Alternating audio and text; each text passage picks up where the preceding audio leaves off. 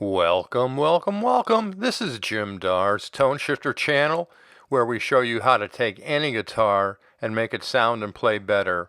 So join me in the Guitar Cabin, our musical sanctuary from day-to-day life, as we explore another really cool guitar project. I'm excited. Let's get to it. Welcome back to the Guitar Cabin as we progress with our restoration of the BasketCase Les Paul. If you remember last time, we flattened the back. We put some plugs in two of the very low spots of the back. So now we're ready to trim those plugs back to the sides using a flush laminate trim router. These are industrial routers and quite heavy, but they do a really good job. You can see the setup here, taking the plugs down flush to the sides. And this is some more as we're working the process, trimming everything up so it's nice and neat. The right tools are always helpful, getting the job done correctly with the least amount of effort, with the most amount of accuracy. And the router is an invaluable tool to any luthier, but they're also very dangerous, so be sure to use them according to all the safety instructions included with your equipment. Now take a look at my pointer. That is a horizontal line to the plane of the guitar into the original wood on both sides. I think when they sanded this, they actually took a circle saw and made a cut through the wood. If they had gone another fraction of an inch further, they would have been clear through to the front. So we were lucky that they stopped. So here's what the plugs look like when they're all sanded. The next stop is going to be the hardwood store near me. And actually we've got a pretty good store close by. It's not the place I usually go to, but this had the wood that I needed in the proper dimensions without having to buy a boatload of wood and without having to sand the thickness down. In other words, I can buy a very minimal amount without having to buy thicker wood that I would just need to plane down or sand down. So this worked out quite well. He actually cut it to my length for me so I wouldn't have to do that when I got home. So I joined the two pieces together, much like having almost a book match type of look. This mahogany is a ribbon type mahogany and is very nicely figured and has some nice patterns in it. So I think it'll be a nice complement to the front of the guitar, which we're going to keep as original as possible. If you'll notice on the back, you'll see I've outlined the body and placed the body on top of it. And what I've decided to do is to utilize a slight curve at the heel to accommodate that missing part of the neck where it was previously sanded down to make a smooth heel joint.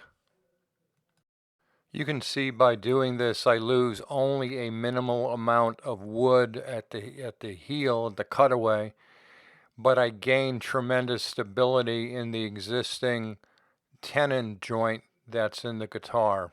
I think that's the best solution for what I've been given. Now here's another angle of what's going to happen when I cut that little piece away. You'll see I'm not really losing that much, but I am maintaining the integrity of the neck pocket and the tenon joint, which is very important for the stability of the guitar and the playability of the guitar. On the oscillating spindle sander, I'm using that to smooth out the area where I won't be following another part of the body with a flush laminate trim router. Seems like no matter what project, you always run into a situation where you have a need for a tool and you just don't have it. This extra long bit is something that I needed to get for this guitar because it's the channel in the middle part of the guitar where all the wiring goes. So I was able to order one, got it in, and once I glue the back on and take the plug out where the 1/4-inch phone jack goes, I'll be able to hopefully drill it through without coming through the top or the back.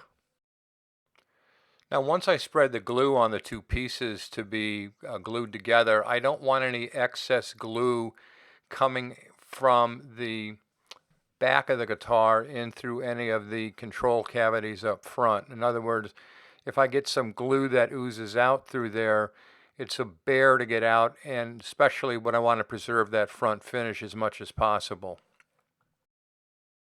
Now, when trying to glue the two pieces together, they're going to slip and slide, and I want to have the center line of the two pieces on the original part of the guitar match the center line of the two pieces on the back of the guitar. So an old trick that I use, as long as I know nobody's going to be routing in the area, is to use a stapler, take a cutter, cut the end of the staple off so there's just a little tiny point showing.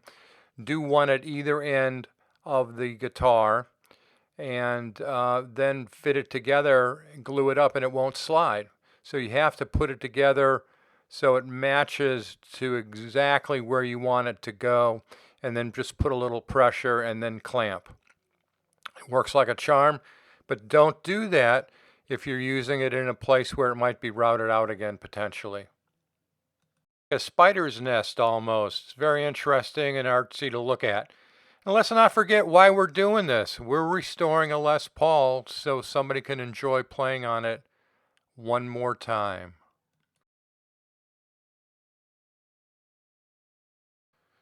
So here we go. The front and the back are joined and mated together once again like they were intended. I've routed out as much as I could with the bit that I have for the control cavities. The potentiometer cavity is in good shape, but I have an issue that I need to deal with getting another bit in order to complete the switch cavity. But if you take a look, the sides look pretty good. The back looks pretty good. When I put the back on the guitar, I sanded smooth one side, and I deliberately left the exposed side protruding a little bit more than I would normally.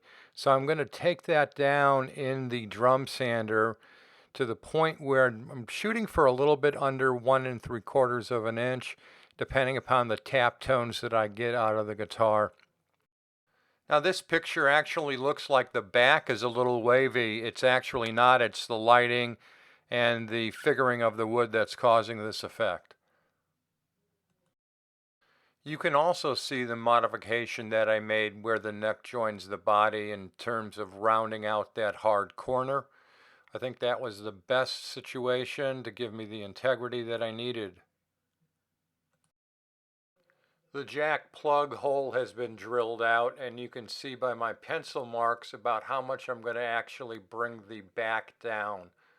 So hopefully it'll be a nice resonant guitar and a nice sought after player. So what's next? Well, we're going to tackle the neck. We're going to take the two thin veneers that the guy put on to extend the depth of the neck. We're going to remove those. We're going to take the skunk stripe out, widen that channel to put probably a 1/2 inch piece of Honduran mahogany in there. I'm going to add a very thin piece of mahogany to the top of the neck to try to build a little more depth up. And then we're going to have to reroute the truss rod channel. Thanks so much for tuning in and showing your interest in this project. Don't forget to subscribe, share, like the channel, and I love comments. And also ring the bell so you'll be notified when the next episode on this project is posted. So learn something new each day. Be kind, be smart, and be safe. Thanks. Until next time.